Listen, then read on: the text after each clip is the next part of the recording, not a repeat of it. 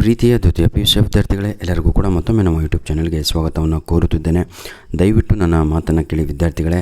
ಈ ನವಂಬರ್ ತಿಂಗಳಲ್ಲೇ ಸಂಪೂರ್ಣವಾಗಿ ಎಲ್ಲ ಮಾಡಲ್ ಕ್ವಶನ್ ಪೇಪರ್ಗಳನ್ನು ಸಾಲ್ವ್ ಮಾಡ್ಕೊಳ್ಳಿ, ಭಾಳ ಹೆಲ್ಪ್ ಆಗುತ್ತೆ. ಬನ್ನಿ sir, without wasting our time let me start our video. ವ್ಯವಹಾರ ಅಧ್ಯಯನ ಅಂತ ಇದೆ.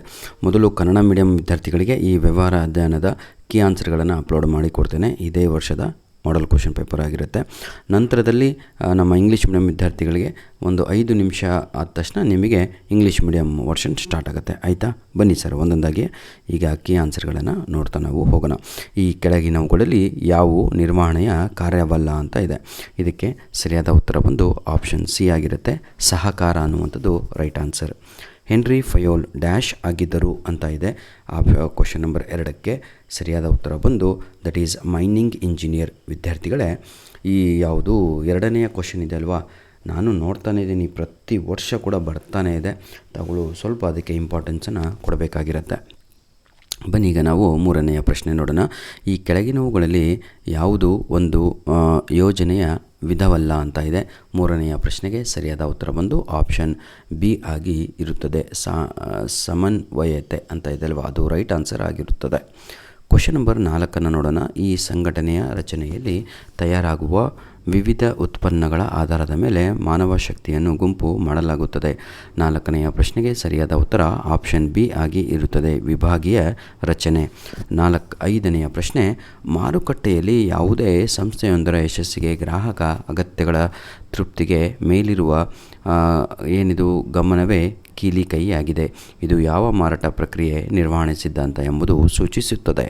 ಇದಕ್ಕೆ ಸರಿಯಾದ ಉತ್ತರ ಆಪ್ಷನ್ ಸಿ ಆಗಿರುತ್ತೆ. ಮಾರಾಟ ಪ್ರಕ್ರಿಯೆ ಪರಿಕಲ್ಪನೆ ಅಂತ. ವಿದ್ಯಾರ್ಥಿಗಳೇ, ಯಾವುದಾದ್ರೂ ಉತ್ತರಗಳು ನಿಮಗೆ ತಪ್ಪು ಕಂಡು ಬಂದಲ್ಲಿ ತಾವುಗಳು ಕಮೆಂಟ್ ಮುಖಾಂತರ ಸರಿಯಾದ ಉತ್ತರವನ್ನು ಕಮೆಂಟ್ ಮಾಡಿ.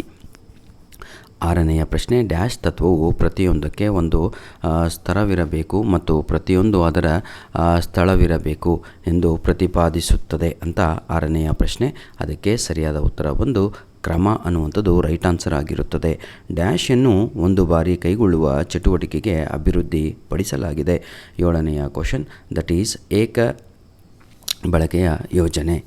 8ನೆಯ ಪ್ರಶ್ನೆ, ತರಬೇತಿ ಪಡೆಯುವವರು ಒಂದು ಏನಂತೀರ ತಾವುಗಳು ಇಲಾಖೆಯಿಂದ ಇನ್ನೊಂದು ಇಲಾಖೆಗೆ ಬದಲಾಯಿಸುವುದನ್ನು ಡ್ಯಾಶ್ ಎನ್ನುವರು ಅಂತ ಇದೆ.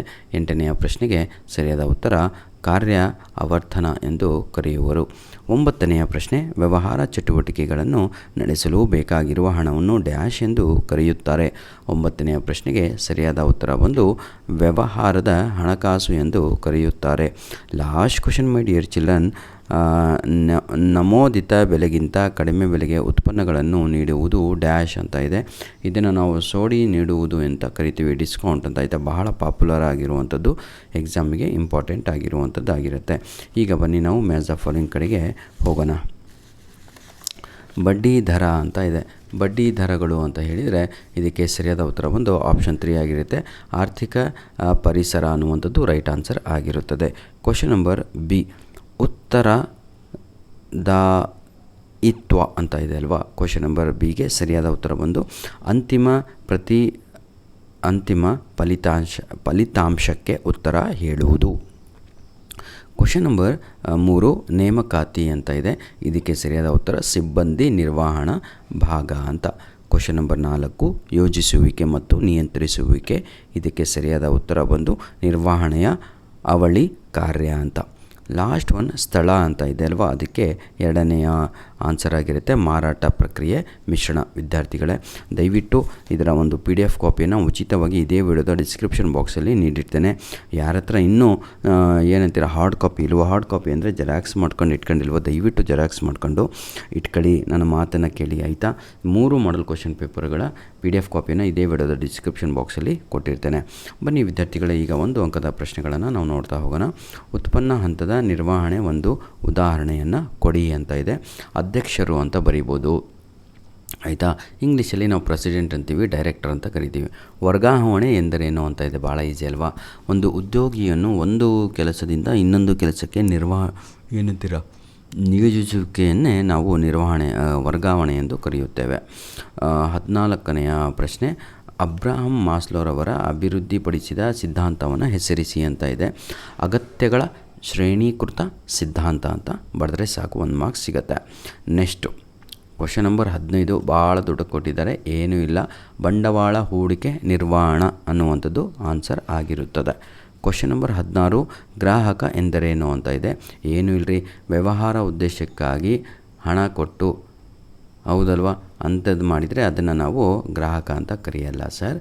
ಅದು ಏನಂತೀರ ತಗೊಳ್ಳೋ, not for sale, not for commercial purpose ಆಗಿರಬೇಕು, ಆಯಿತಾ. ತನ್ನ ಸ್ವಂತಕ್ಕೆ ಪರ್ಸನಲ್ಲಿಗೆ ಬಳಸುವುದನ್ನೇ ಖರೀದಿ ಮಾಡಿದರೆ ಅದನ್ನು ಗ್ರಾಹಕ ಎಂದು ನಾವು ಕರಿತೇವೆ.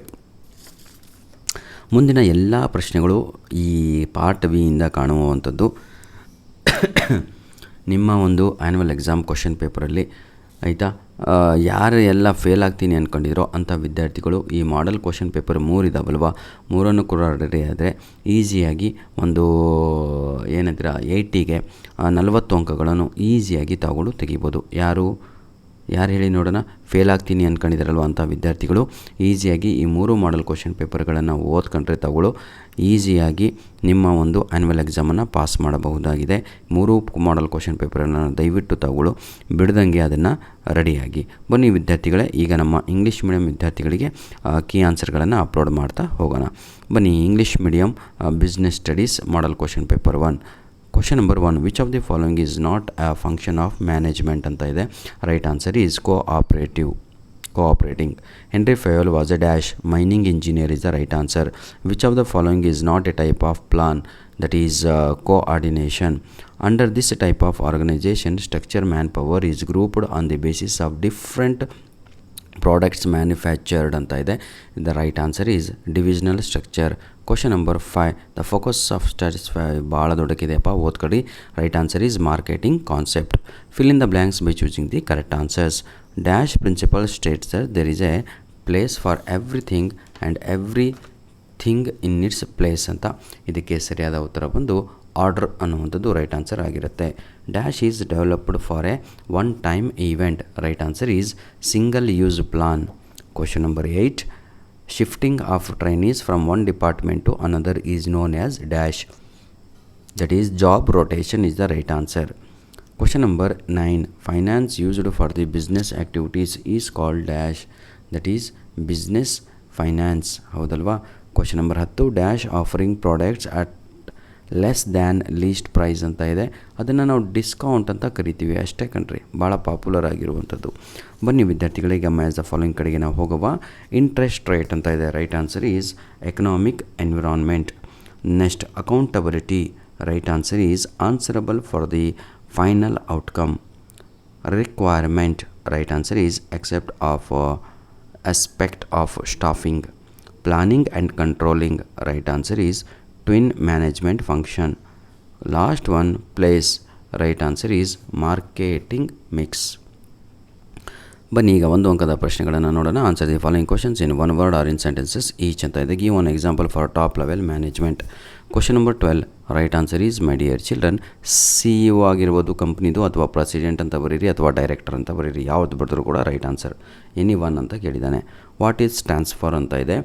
Moment of a employee from one ಏನಂತೀರ ಜಾಬ್ ಟು ಅನದರ್, ಆಯಿತಾ, without any change in its rank ಆಗಿರ್ಬೋದು, ಪೊಸಿಷನ್ ಆಗಿರ್ಬೋದು, ಸ್ಯಾಲ್ರಿ ಆಗಿರ್ಬೋದು, that is called transfer.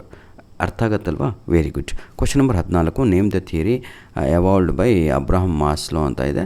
Abraham ಮಾಸ್ಲೋರವರ ಏನಂತೀರ Maslow's hierarchy of needs theory ಅನ್ನುವಂಥದ್ದು ಆನ್ಸರ್ ಆಗಿರುತ್ತೆ. Question number 15, right answer is capital budgeting decision is the right answer ಆಗಿರುತ್ತೆ. Question number 16, who is a consumer ಅಂತ ಇದೆ. ಕನ್ಸ್ಯೂಮರ್ ಅಂತ ಹೇಳಿದರೆ a consumer is a person who buys goods or services for his a personal, not for resale or commercial. ಇಂಥವನ್ನ ನಾವು consumer ಅಂತ ಕರಿತೀವಿ. Consumer ಅಂದರೆ ನಾನು, ನೀವು. ಈಗ ಅಂಗಡಿಗಳಿಗೆ ಹೋಗಿ ನಾವು ಸಾಮಂತರಲ್ವಾ, ನಾವು ನಮ್ಮನ್ನು ಗ್ರಾಹಕರು ಅಂತ ಕರೀತಾರೆ. ಅಲ್ಲೇನಾದರೂ ನೀವು ಬಿಸ್ನೆಸ್ಸಿಗೋಸ್ಕರ ತಗೊಂಡ್ರೆ ಅದನ್ನು ರೀಸೇಲ್ ಮಾಡಲಿಕ್ಕೆ ನಿಮ್ಮನ್ನು ಗ್ರಾಹಕ ಅಂತ ಕರೆಯಲ್ಲ, ಆಯಿತಾ. ಇಷ್ಟೇ ಡಿಫ್ರೆನ್ಸು. ಪಾರ್ಟ್ ಬಿ ಇಂದ ಎಲ್ಲ ಇಂಪಾರ್ಟೆಂಟ್ ಕ್ವಶನ್ಸ್ ಆಗಿರ್ತವೆ.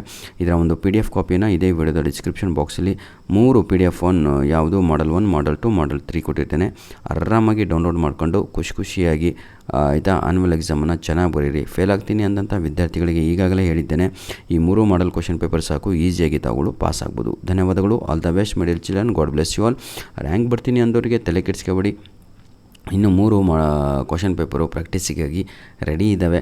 ಅದನ್ನು ಓದ್ಕೊಂಡ್ರೆ ಸಾಕು. 3+3 6 ಅಂತ ಹೇಳಿದರೆ ಔಟ್ ಆಫ್ 100% ನಿಮ್ಮ ಒಂದು ಆ್ಯನ್ಯುವಲ್ ಎಕ್ಸಾಮಲ್ಲಿ. God bless you all.